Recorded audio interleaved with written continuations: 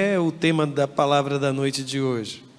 Amaleque representa aquela criatura que parece ter prazer em prejudicar, que não consegue ter uma palavra abençoadora, que persegue e nos persegue, parece-me até com um fôlego que não se esgota. O texto bíblico que aí está, ele foi lido inclusive no sermão do domingo pela manhã. E quando eu li, eu fiz uma advertência à igreja, porque é um texto difícil, é um texto extremamente delicado, que traz consigo algumas questões éticas, que nós não vamos poder nos debruçar certamente. Mas desde que li, o texto continuou em minha alma, sabe? Dizendo, você precisa falar um pouco mais sobre o espírito de Amaleque. O texto aí está, Deuteronômio capítulo 25, versos 17 a 19. Nunca se esqueçam daquilo que os amalequitas lhes fizeram quando vocês saíram do Egito. Eles os atacaram quando vocês estavam cansados e esgotados e feriram mortalmente os mais fracos que ficaram para trás. Apenas para você ter uma ideia, quando o texto diz os mais fracos, certamente aqui estão os mais velhos, quem sabe algumas mulheres com seus filhos. Estes são os mais fracos, que não conseguiam acompanhar o ritmo daqueles que estavam na peregrinação. O texto continua dizendo assim: não temeram a Deus. Portanto, quando o Senhor seu Deus lhes proporcionar descanso de todos os seus inimigos na terra, que ele lhes dá como herança, destruam os amalequitas e apaguem a memória deles de debaixo do céu. Esse é o texto, irmãos. Esse é o texto. Uma palavra de advertência: tenha muito cuidado com quem não mede esforços para lhe prejudicar. É impressionante. E esse texto, ele traz esse espírito de Amaleque, sabe, irmãos? Eu trouxe aqui, só para os irmãos terem uma ideia, o registro do primeiro conflito, primeiro confronto entre Israel e os amalequitas.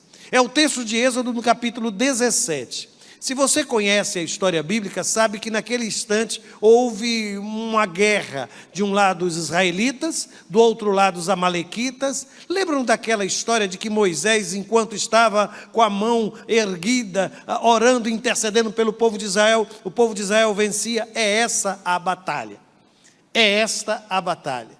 Mas no capítulo 17, versículo 8, o registro é o seguinte: então veio Amaleque e pelejou contra Israel em Refidim.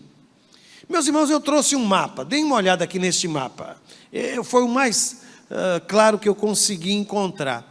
Vocês estão vendo aquela parte ali de Edom? Se você conseguir aumentar e colocar o mouse sobre Edom, pronto. Os irmãos estão vendo? Aquela ponta azul ali é onde termina o Mar Morto.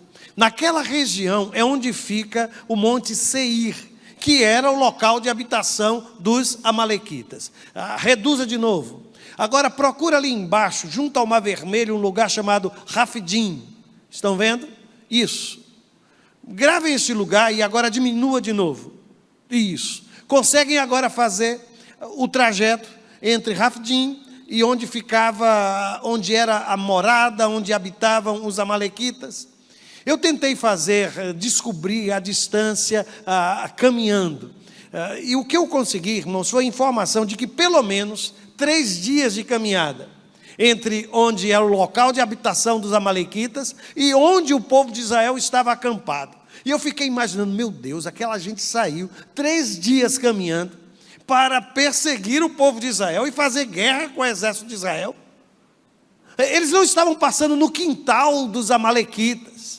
Eles não estavam atravessando o território dos amalequitas. Os amalequitas saíram e peregrinaram para causar conflito, para enfrentar o povo de Israel, para destruir o povo de Deus, irmãos. É por isso que eu volto a dizer, tenha muito cuidado com gente que é capaz de caminhar 3 dias para lhe prejudicar, viu? Que é capaz, sabe, de fazer isto, aquilo, inclusive até gastar dinheiro para trazer prejuízo a alguém. Gente assim é gente que dá medo, irmãos. Gente que dá medo. E eu fico impressionado porque eu fico me perguntando, por que tanto ódio? Por que tanto desejo de vingança? Por que tanto desejo de destruir o povo de Deus? Que espírito é esse? Que espírito é esse, Amaleque? Eu fiquei pensando e refletindo sobre isso, e eu tenho percebido, irmãos, que quando o perdão não é liberado, a amargura acaba se transformando em um desejo doentio de vingança. É só uma questão de tempo. Mas aquele que guardou a amargura, aquele que não conseguiu perdoar, esse sentimento ele vai se transformando e acaba se transformando num sentimento de vingança, ou melhor, num desejo de vingança, aguardando somente uma oportunidade para se manifestar. Eu vou fazer aqui uma leitura de versos que falam sobre aqueles que são os filhos de Esaú. E eu depois vou explicar aos irmãos por quê. Porque esse texto registra o início do povo amalequita. Está escrito assim, o texto que vou ler é de Gênesis, capítulo 36, versos de 10 a 12. Está escrito: estes são os nomes dos filhos de Esaú. O primeiro, certamente o primogênito, Elifaz, filho de Ada, mulher de Esaú. Reuel, filho de Basemate, mulher de Esaú. E os filhos de Elifaz foram Temã, Omar, Zefô, Gaetã, Kenaz e Tima, era concubina de Elifaz, filho de Esaú, e teve de Elifaz a Amaleque. Essa é a informação. Guarde essa informação. Se eu perguntar todos os nomes, você é capaz já de repeti-los, não? Muito bem. Agora, observem aqui. Eu trouxe aquilo que seria uma espécie de árvore genealógica dos patriarcas de Israel. Lá em cima, Abraão, suas 3 mulheres, Sara, Agar, Quetura. Observem que de Quetura vem a origem dos Midianitas, de Agar, os ismaelitas. O filho de Sara com Abraão chamou-se Isaque, era o filho da promessa. De Isaque, nós temos 2 filhos, Jacó, que vai continuar a linhagem da promessa, de onde vêm os israelitas. Mas aqui está Esaú. E de Esaú vem o povo edomita, e vem também o povo amalequita. Portanto, os amalequitas são descendentes de Esaú. Estão juntos comigo até aqui? Mais detalhadamente a origem dos amalequitas. Põe aí, por favor. Ali está Esaú. Esaú tem um filho chamado Elifaz. É aquele que faz mesmo, irmãos. Elifaz. E aqui é uma coisa curiosa. Eu coloquei, inclusive, o nome do judeu, do rabino, chamado Tamar Kadari. Ele sustenta a tese de que Elifaz teve um caso amoroso com a esposa de Seir. Estão vendo?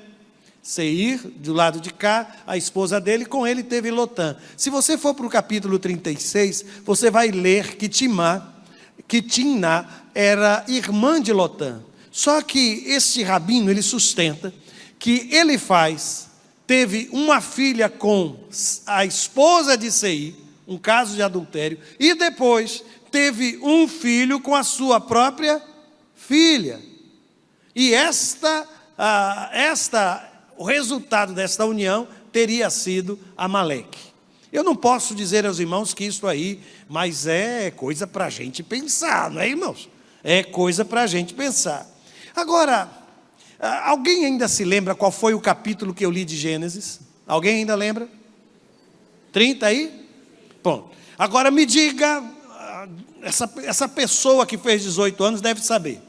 Porque todo mundo que fez 18 anos sabe o que está registrado no capítulo 35 de Gênesis. Pode dar uma olhada, pode olhar o título.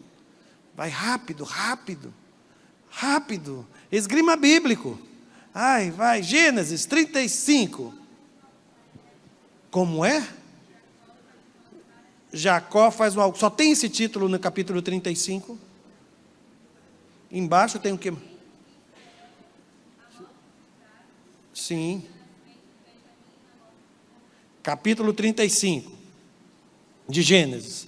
Notem que o capítulo 35 é o capítulo da reconciliação, irmãos, entre Esaú e Jacó. Só que o capítulo 36 narra o surgimento dos amalequitas. É tão interessante, né, irmãos? Sabe o que isso me levou a pensar?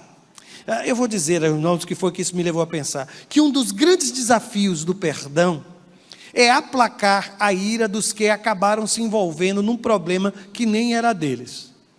Deu para entender o que eu quis dizer com isso? Não? Vou ser bem claro. Eu já tenho visto, por exemplo, um casal. E eles estão vivendo um conflito. E as famílias começam a tomar conhecimento disso. E sentir as dores do meu filho. E sentir as dores da minha filha. Mas este genro. Mas esta nora. Só que com o passar do tempo, aquele casal se reconcilia.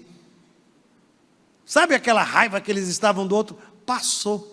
Estão vivendo agora o maior amor do mundo, lua de mel. Agora, deixa eu só lhe perguntar, você já viu algum caso assim? Como ficam as famílias? Os dois já estão em paz, mas as famílias em guerra. Em guerra. Às vezes eu fico pensando que a reconciliação de Esaú e Jacó, ela não alcançou as futuras gerações. Eu fico imaginando aqueles que eram herdeiros do sangue de Esaú, ainda pensando que o direito do seu avô, do seu bisavô, foi tomado por Jacó. Aquela bênção era nossa, do nosso povo. E isso, irmãos, alimenta, ou continua sendo alimentada à medida que os anos vão passando.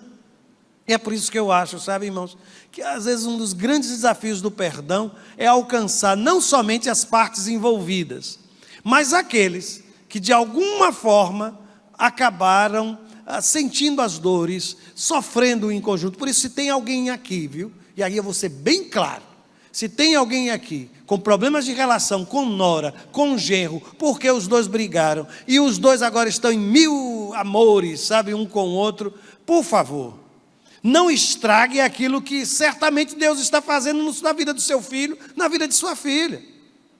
Não estrague. Não traga as lembranças piores. Acaba com esse espírito, sabe, de Amaleque. Acaba com esse espírito de Amaleque na sua vida. Mas há uma segunda declaração na noite de hoje, também num tom de exortação. Também tenha muito cuidado com quem costuma usar suas fraquezas para lhe machucar. Meu Deus do céu, é impressionante, não é? Eu fico pensando, sabe, irmãos, que essa sim é também uma das grandes dificuldades hoje em dia. E uma das coisas que eu observo é que o manipulador, ele trabalha exatamente assim. E aqui eu coloquei, por exemplo, alguém que carrega uma vulnerabilidade emocional muito grande. Quando um manipulador percebe isso, ele consegue controlar esta criatura, às vezes explorando a culpa. Mas nem sempre ele explora a culpa. Às vezes ele ataca a autoestima do outro. E sabem, repete assim inúmeras vezes, você nunca vai encontrar ninguém. Você deveria agradecer a Deus porque você me tem ao seu lado. Você pode ter certeza que você não vai encontrar homem nenhum igual a mim. E a pessoa diz assim, graças a Deus. É exatamente isso que eu quero para a minha vida. Mas o manipulador, ele faz isso. E não somente. Sabe aquela coisa da aprovação? Às vezes ele não vem com discurso negativo. Às vezes ele vem com discurso positivo. De validação mesmo. Sabe, ele está sempre prestigiando, elogiando, mas o que ele faz com isso é alimentar a sua dependência do elogio. Eu não sei, eu acho que aqui não tem ninguém que venda roupa não, né? Se tiver, baixa a mão, não, nunca vi isso na minha vida. Mas é impressionante, já foi comprar roupa? Aí aquela criatura que está lhe vendendo, que vive daquela comissão, sonhando em receber aquela comissão, você veste aquela roupa, está tudo estranho, mas ela olha para você e diz o quê? Está lindo, perfeito, combinou perfeitamente, nem precisa fazer qualquer retoque, aí você mostra, mas vê como está, não, mas é assim mesmo, a moda agora é essa, a moda agora é essa. Quando eu penso nisso, nessa aprovação que cria uma dependência, Isso é uma estratégia de manipulação. E, finalmente, não sei se você já percebeu, mas manipuladores, eles isolam você dos demais. Eles eliminam todo o seu círculo de amizade, porque agora você vai passar a viver unicamente em função dele, em função dela. É por isso que eu vim aqui lhe dizer, tenha muito cuidado, sabe, com esse espírito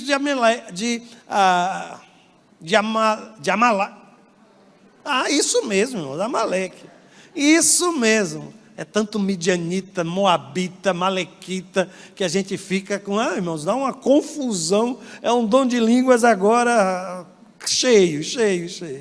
Agora, por que tenho dito isso aos irmãos? Porque naqueles versos que li, de Deuteronômio, especialmente na segunda parte do versículo 18, na primeira parte do versículo 19, está escrito assim: eles os atacaram quando vocês estavam cansados e esgotados, e feriram mortalmente os mais fracos que ficaram para trás, não temeram a Deus. O espírito de Amaleque, ele se alimenta da fragilidade do outro, ele sabe exatamente como controlar, e ele explora exatamente a minha fraqueza e a sua fraqueza. Mas, irmãos, observem, o texto sagrado diz, ao final, que eles não temeram a Deus. Com isso, eu consigo perceber que dos sinais evidentes na vida de alguém do temor a Deus é a consideração pela vida do outro, é o respeito pela fragilidade do outro, é desistir desse espírito de Amaleque. Eu não preciso controlar você, eu não preciso explorar as suas fraquezas, eu não preciso de alguma forma envolvê-lo, seja com elogio, ou seja com crítica, destruindo a sua autoestima, ou fazendo que a sua autoestima dependa do meu discurso. Não é este o caminho, não é este o caminho. E aqui,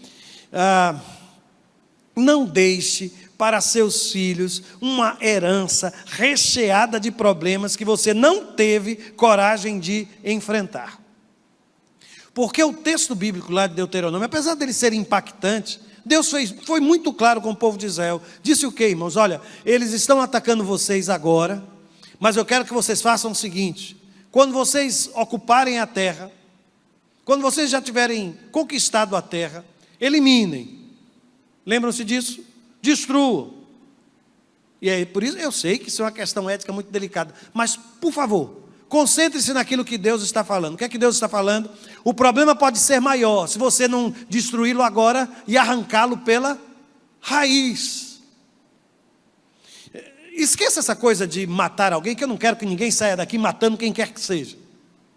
Mas o que eu quero que você observe é que o texto sagrado está dizendo que você precisa enfrentar e eliminar todos os vestígios de algumas relações, de algumas situações, de alguns cenários, sabe? De algumas questões. Elas precisam ser radicalmente fechadas. Porque se você não tiver coragem de atacá-los agora, sabe o que é que a história bíblica vai me mostrar? Que o problema pode se tornar maior. É isso que o texto está dizendo. Por isso, observem. Aqui estava a ordem clara do Senhor no livro de Deuteronômio. Nós lemos. Só que se você for para o livro de Juízes, você vai perceber que no período dos Juízes, os amalequitas se juntaram aos moabitas. Isso está em Juízes capítulo 3. E acabaram, de alguma forma, oprimindo o povo de Israel. E também aos midianitas. Isso está registrado em Juízes 6, que é quando Gideão, inclusive, se levanta para libertar o povo de Israel. E eles fazem isso contra o povo de Deus. O que é que o texto está me mostrando? Que aquela ordem de Deus, se fosse cumprida pelo povo de Israel, Israel não passaria por essa situação no período dos juízes. Os anos se passam, irmãos. Mas no capítulo 15 do primeiro livro de Samuel, há um outro registro. Saul, ele recebe uma ordem divina para destruir Agag e todos os amalequitas. Mas Saul desobedece. Ele não cumpre aquilo que o Senhor havia determinado. E Saul perdeu o trono porque não exterminou os amalequitas. Os anos se passam, irmãos. Os irmãos se recordam de um acampamento num lugar chamado Ziclague, que foi um acampamento onde estava Davi. Davi vai para a luta e quando ele retorna, o acampamento foi todo saqueado, as mulheres foram levadas, destruíram tudo. O povo inclusive se revolta contra Davi. O acampamento de Davi em Ziclague foi saqueado pelos amalequitas, irmãos. São os mesmos que depois de algum tempo voltam a criar problema. Lembra-se da história de Esther? No texto de Esther aparecem dois personagens, Mordecai e Amã. E Mordecai, curiosamente, também é da tribo de Benjamim, a mesma tribo do primeiro rei de Israel, que foi Saul. Só que Mordecai, ele enfrentou a oposição de Amã. E Amã, ele é chamado no texto de o Agagita, que tem uma referência a quem, irmãos? A Agag, que era também um amalequita. Ou você acaba com esse espírito de Amaleque, irmãos, ou ele vai lhe perseguir pelo resto de sua vida. Sabe aquele problema que você resolve em parte e parece que está tudo bem? Na próxima crise vai ser pior. Sabe aquela dificuldade que você não tem coragem de enfrentar? Se você não enfrentar agora, talvez você esteja deixando para os seus filhos uma situação extremamente complicada, ou até insolúvel. Já viu, irmãos, heranças que são deixadas para os filhos, mas que nada está regularizado? Não sei se alguém aqui já passou por isso. É muita dor de cabeça, não é, irmãos? É muita dor de cabeça para se resolver. O texto está nos mostrando que se você tiver alguma coisa para resolver, resolva. E não resolva pela metade, não. Resolva por inteiro. Acaba com esse espírito de Amaleque. Não permita que isso continue sendo problema para a sua vida daqui a 5 anos, 10 anos, 15 anos, 20 anos, rolando as dificuldades, empurrando a vida com barriga, sabe? Que dificuldade aqui, dificuldade ali. E deixando como herança para os seus filhos as mesmas situações que Israel um dia veio a enfrentar. Mas aqui eu vou voltar ao texto complicado, o texto lá de Deuteronômio, porque tem umas frases lá ali que eu acho que precisam ser melhor trabalhadas. No versículo 17, lá de Deuteronômio, eu acho que foi 35, não é? O capítulo, não me lembro. Aí o texto diz assim: nunca se esqueçam daquilo que os amalequitas lhes fizeram quando vocês saíram do Egito. Gente, quando Deus diz isso, não se esqueça do mal que Ele lhe fez. Isso é estranho, né? Quando vem da boca de Deus. Não é muito estranho, irmãos? Quando Deus olha para mim e para você, não esqueça não. Quer ver uma outra frase que para mim é bem complicada? É quando ele diz assim, versículo 19: destruam os amalequitas e apaguem a memória deles debaixo do céu. Que coisa forte, irmãos. Apagar a memória. Eu vou dizer algumas coisas e eu espero que você esteja sentado, confortavelmente sentado ou sentada.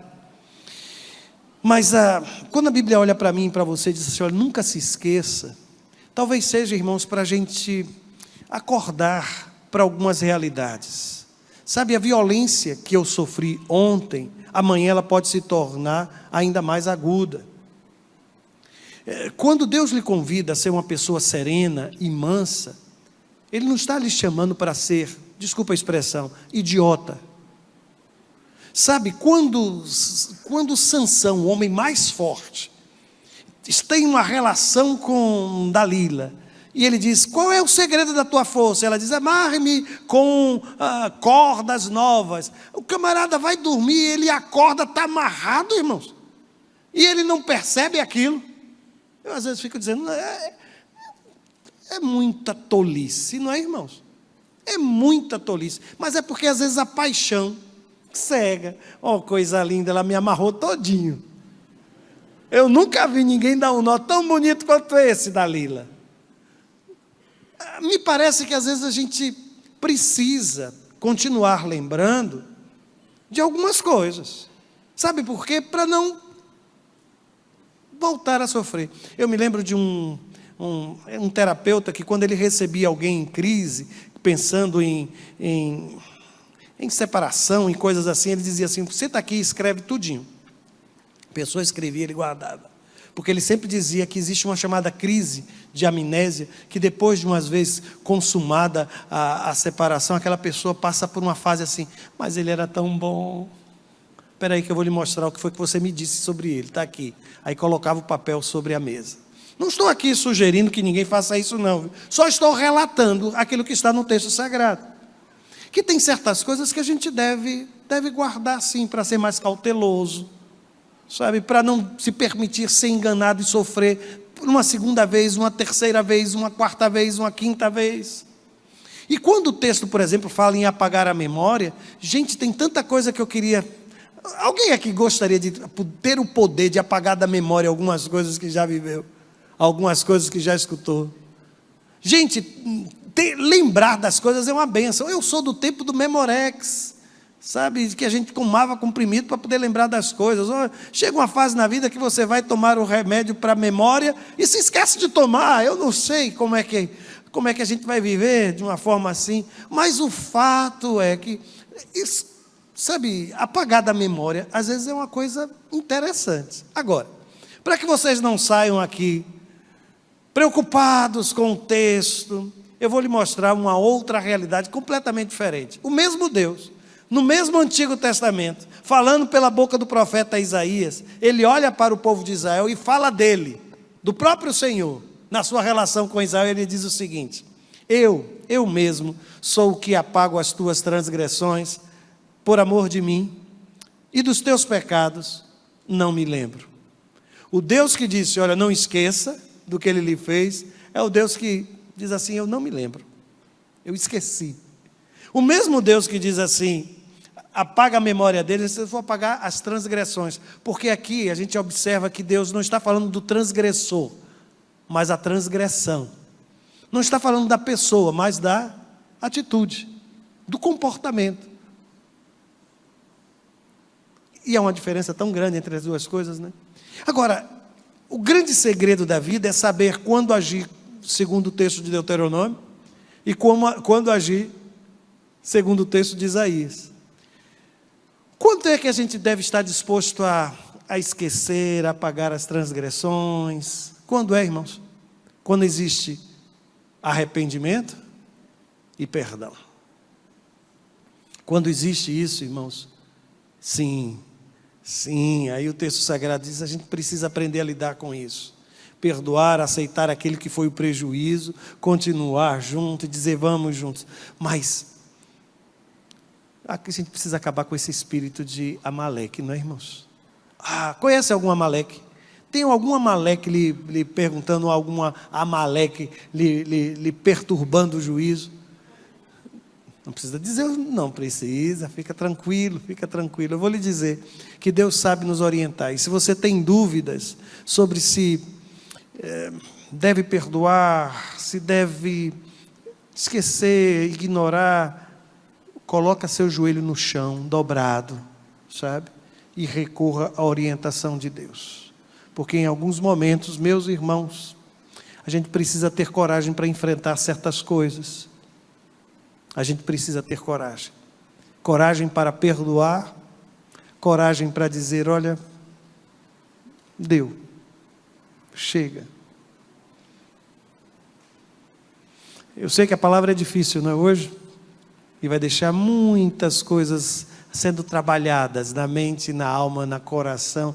E aí o meu desejo é que Deus lhe oriente, viu? E me oriente também, para saber exatamente quando agir segundo o que está escrito em Deuteronômio, quando agir conforme está escrito em Isaías. Mas se tiver alguma dificuldade, deixa eu lhe dar uma sugestão. Lembra-se de um romance que acho que muita gente leu, não é uma história de um grupo que viveu a vida toda dizendo assim: em seus passos, o que é que Jesus faria, o que faria Jesus? Pronto. Naquele momento, o que é que Jesus faria se estivesse em meu lugar? Ele olharia e dizia assim: raça de víboras? Ou ele dizia assim: vinde a mim todos que estáis cansados e oprimidos? O que é que ele faria? Ele seguraria nas mãos um chicote e derrubaria as mesas dos cambistas, ou ele diria assim: ó, deixai vir as minhas criancinhas, porque delas é o reino dos céus. Agir com sabedoria, agir com misericórdia, agir na dependência do Espírito Santo de Deus. Eu pensei muito, viu, irmão, se eu deveria dizer essas coisas, mas se Deus mandou eu falar, eu estou aqui para dizer. Que o Senhor lhe ilumine o coração, porque eu tenho certeza que Ele está falando especificamente a pessoas na noite de hoje, viu? Que o Senhor lhe dê tranquilidade para lidar com tudo isso. Pai querido, nós buscamos a Tua orientação, porque às vezes diante das dificuldades que enfrentamos ao longo da vida, nós não sabemos quando continuar, quando interromper, o que dizer, como reagir, mas nós não queremos, Senhor, nós não queremos, de forma alguma, contrariar a Tua vontade, contrariar, Senhor, aquele que é a orientação do Teu Espírito sobre as nossas vidas. Abre os nossos olhos, Senhor, que possamos enxergar com maturidade, e maturidade espiritual, toda e qualquer situação à nossa volta, e que possamos agir na dependência, Senhor, da Tua palavra. É assim que oramos, e oramos no nome de Jesus. Amém e amém.